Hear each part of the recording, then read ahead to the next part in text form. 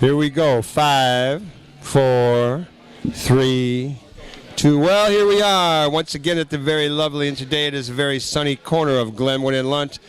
We're up here on the stage at the Heartland Cafe, where every Saturday morning we bring you another edition of the Live from the Heartland show. I'm Michael James. I'm here with my co-host, Katie Hogan. and we're really honored to have a number of wonderful guests today. We're going to have a couple people from an organization called CROSO. They're going to tell us about their good work around education in Uganda. And we're going to have our old pal, Dave Zyron, and he's going to come up and give us a little bit of information about what's happening in the progressive realm of the sports world. So stay tuned here on the left end of the dial. I'm going to have to ask him where that progressive end is. Oh, he's it. Oh, yeah. All right. All right, welcome back, Michael. I'm glad to be back. I had a great time down in Texas. How was Austin? Yeah. Austin's always a fun place. I'd had some rollicking times down there in the 60s, been through there a few times, and I did follow my kids' band, Twin Peaks, who just happened to be playing at the Beat Kitchen tonight. Oh, thanks for mentioning that. Well, all right. So up here today, we are sharing the stage with Lisa Monnot and Tom Bertsche. Welcome. Thank you very much. Welcome to Live from the Heartland. Yeah. So we have had CROSO on the show before, but not lately, and I know you've got an event or two. First, tell us about CROSO. What does the organization do? So we are a nonprofit organization that financially sponsors scholarships for former Ugandan street children. The children are former street children that are now involved in an organization in Uganda called CRO, which brings the children off of the streets, helps rehabilitate them. Many of them are orphans because, their parents have died due to AIDS or just because of extreme poverty. Their families cannot support them. Or the many war-type activities. Exactly. And so CRO provides education for the students up until secondary school. And our founder, Molly Heineman, when she was there in 2006, found a need that these students were able to go to primary school and secondary school, but really what was missing was the opportunity for these students to go to college, to do post-secondary education. And so that's why CROSO was founded, so that we could fill that need, fill that gap, and be able to provide scholarships for these students, these children, to go to post-secondary school. And how many students currently receive scholarships? We're currently sponsoring 10 students. Wow. How long has CROSO been around? 2007. Okay. And how did you two, Lisa and Tom, get involved with CROSO? Well, I got involved because Molly was having an event, and I attended, and the personal testimony that was given by members of the board about the impact that the organization was having really gave me a chance to think about how I could get involved and how I could really honestly use skills that I had towards moving education forward, because that's been a value, something I valued. How about you, Lisa? I originally got involved because I actually went to college with Molly, who was the founder, but I myself, I've never been to Uganda, but I traveled to Malawi, which is also in Africa, for about 2 months, and was able to see some of the same needs and the same problems over there as far as education goes, and really thought, why not be able to, come back here and actually do something about that? And I also got my master's in nonprofit management, and so to be able to help push the organization forward was, wow, you're I saw as actually a great doing opportunity. Something with your education. Yeah, not everybody gets to do that. Right. Can you tell us about a couple of the students?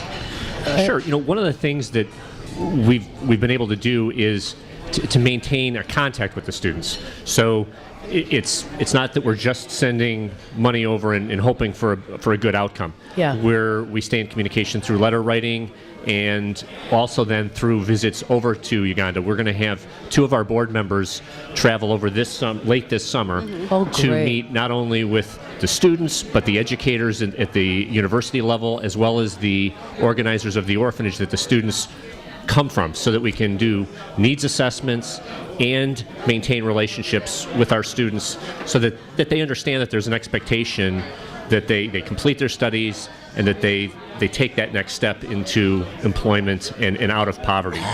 Amazing. And when the students complete this, do they What is the feedback from the students themselves? I mean, I think you're in email communication. I am. So we're in email communication. The student that I communicate with, his name is Otuke Godfrey Francis, and he's studying right now. He's gotten an associate's degree, and now he's also studying to be able to be a doctor. And he's at the point where he can dispense medicine. He wants to be able to, again, work in the community and reach back and pull people along like he's been. Yeah. He's had that opportunity. It's interesting, the connection that you can make with people on the other side of the world. I have a son who's in college now, who's studying medicine, and they're connecting. And so that's rich. It That's kind of fabulous. opens your eyes to the possibility of common interest, across the globe. Across the globe. Well, you are really doing the most important work on the planet. What are these events that we should tell people about coming up?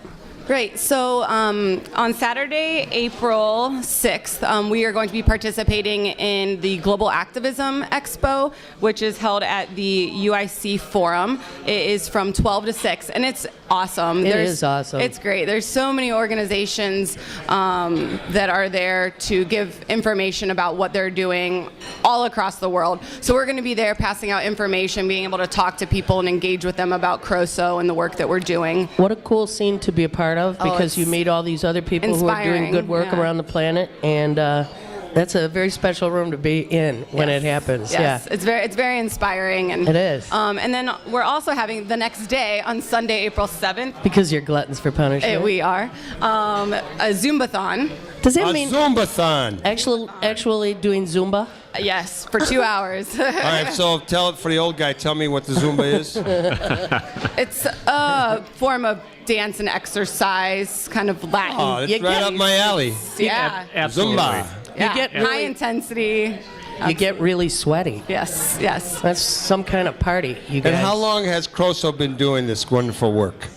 You already asked that? Yeah, I Yeah, did. since She already 2007. Oh, 2007, they say. 2007. But it's really an amazing record of consistency, continuity, even in the short life of it. 10 students. It's a remarkable feat, and I'm very impressed with both Molly Heineman and everyone she's gathered together to support her in doing this. And are you guys, just by any chance, are you from St. Nick's? I am, yes. Yes. I know she went to school with you. There is a church aspect to this a little bit, because Molly went to Dayton in Ohio, which is Catholic-oriented or sponsored. For sure. I really don't know the right way to say that. Yeah. But and the group that you were with in Malawi, similar, same. But who cares? It's getting people an education. In that, to that point, clearly when Molly formed the organization, the surrounding community that she was closest with happened to be the St. Nick's community. It's a fairly progressive-minded group of folks, and we're really making a conscious effort, though, to expand beyond the St. Nick's group and to be non-denominational. It's really an effort on global education. Yeah, you at got this me point. involved, and I'm beyond Yeah. St. Nick's. Yeah. Although they can suck me in from time to time. Well, that's good. That's good. We got a group of I know, I I buy know. St. Nick's every day. Yeah, on your way to the Y. Yeah. Okay, that's sort of like I can see Russia from my house. But anyway, you guys shine on. Well, thank you for having us. It's really a unique experience to be able to get on the radio and talk about something that interests you. What do you guys do in the other parts of your life? Good question. Lisa? I work for a nonprofit on the southwest side called Taller de Jose, means Joseph's Workshop in Spanish. Okay, wow. And yeah, like I said, I just completed my master's degree in November, so got a lot of free time now. Congratulations. Thank you. And I work at a contract manufacturing company that makes very, very high precision engine and fuel system components for Totsy. reducing greenhouse emissions. Nice. Rockin'. Dang, hombre. Yeah. Not many of us left who are doing really high-end manufacturing here in the States. but Yeah, really. There- It'll come back. It's coming. It's coming back slowly. Well, But again, it gets to the education issue. We need to have educated tradespeople We need Heck to yeah. have educated technical folks. One of the worst things And we ever did was close need to- Washburn in Chicago. We really need to put a focus on that here in the States. Yeah, we do. So. Well, Tom and Lisa, thank you for working with CROSO. Thank you for coming up today and sharing it with us. Let's give the website so that people can volunteer or donate.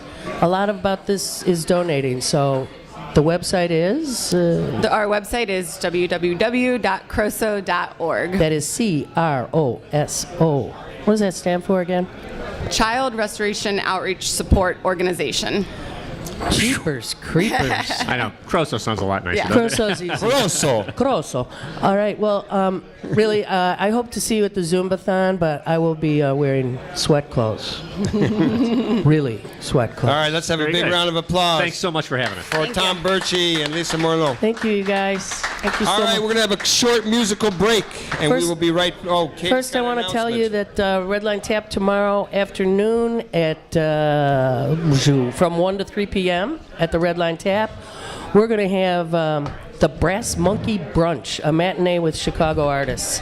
About 6 or 7 people, which includes one of the Heartland's best, Miss Jessie Nichols. She's performing, and that's right next door at the Heartland. I mean, at the Red Line. Oh, God. All right, now, do your break thing and... Well, let's just take a short musical break, and we'll be right back with Dave Zirin, progressive sports writer, sports editor for The Nation. And take it away.